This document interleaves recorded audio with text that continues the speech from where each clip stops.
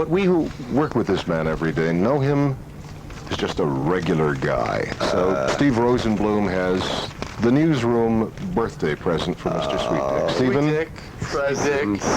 The newsroom, Eddie and I feel that a regular DJ is a happy DJ. Yes, will you give me the present? Happy birthday. Oh, thank you so much. Will you kindly open it, I please? will. It's wrapped in an old newspaper. Yes, and The tied Examiner, the great abuse paper. tied with audio tape. Listen, if it's what it was last year, your combined urine samples, you can take it back. No, of course not. Once again, a regular DJ Is a happy DJ. A regular DJ is...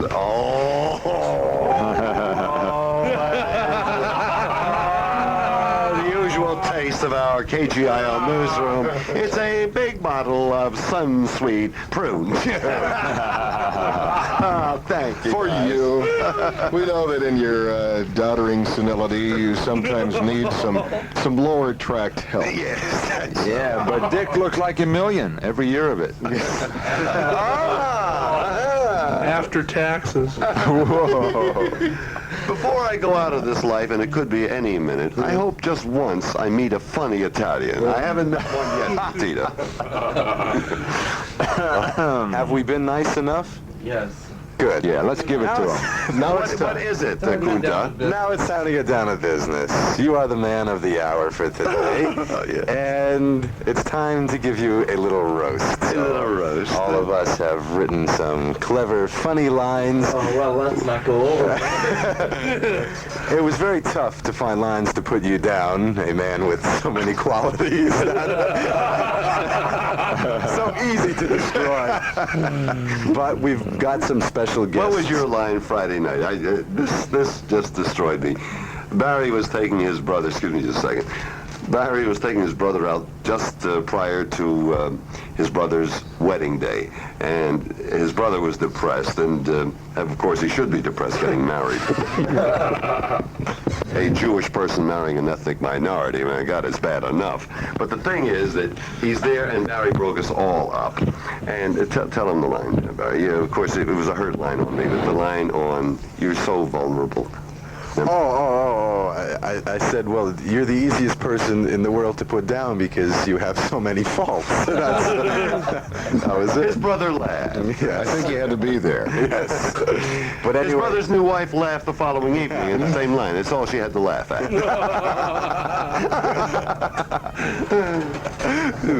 well, should we start the roast? Yes, do it. See. Well, we've brought in a very famous gentleman who is an expert Toastmaster, Georgie Jessel. George is with us Jessel. today, yes. Oh. Good morning, Sweet Dick.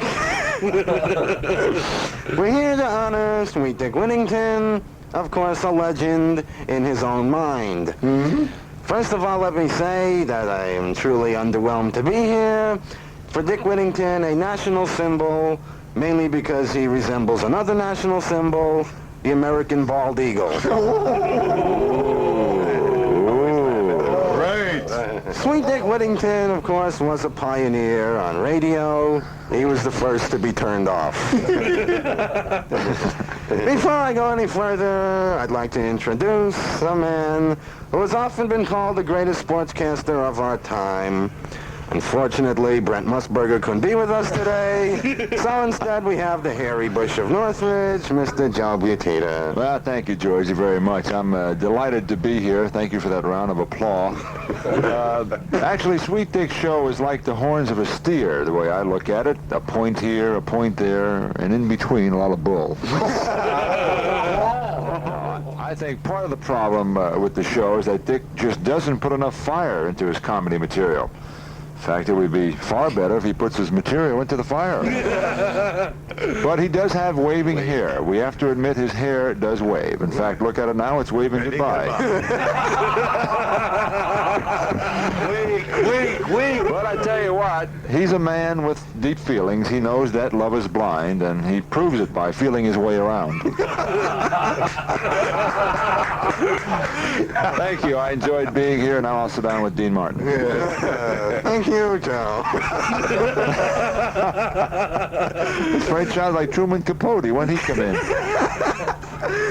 Well, Dick Whittington, the best example of unskilled labor we have here at the station. Now let me introduce... There, of course, have been many great Italians. Christopher Columbus, Julius Caesar, and Joe DiMaggio. Joe Puglia is closer to Sacco and Vanzetti and the ruins of Pompeii. A man, the former English teacher of Charo and golf instructor of Gerald Ford, Mr. Joe Puglia. Grazie. Sweet Dick, I've worked with you all of these years, and I just want to say that with Dick, I know this to be a fact. The best years of Dick's life were the 10 years between 39 and 40. The next thing that Dick is always, romancing. He's a romantic figure. He's done Valentine Romero in the past. He does the great love scenes of all history. Dick is carrying on a great love affair, unassisted. And finally, I must say that this man who I have sat across from all of these years is very dark, handsome, wonderful person. The only thing is, he's dark and handsome when it's dark, then he's really handsome. Grazie, it's a pleasure. Hey, Italians! Thank you, Joe Puglia. Dick Whittington, of course. George Jessel. I know he's older than I am. Dick Whittington, a man of polish, mostly around the top of his head. Of course, barbers don't charge Dick for cutting his hair. They charge him for searching for it.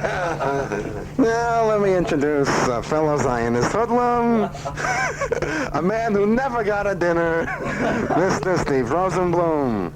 Well, thank you, Georgie. Look at who we're honoring here this morning. Look at who we're giving a breakfast to. Sweet Dick Whittington.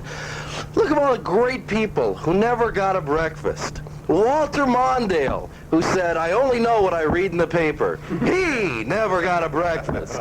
Dolly Parton's husband, who was asked why he married her, he said, "Because they're there." He never got a breakfast. Anita Bryant, who said if God wanted men to be homosexual, he would have created Adam and Bruce. She never got a breakfast. Leon Spinks, who says, "Yes, officer." He never got a breakfast. Quasimodo, whose mother once said, "Posture, posture." He never got a breakfast. Look who we're honoring here tonight.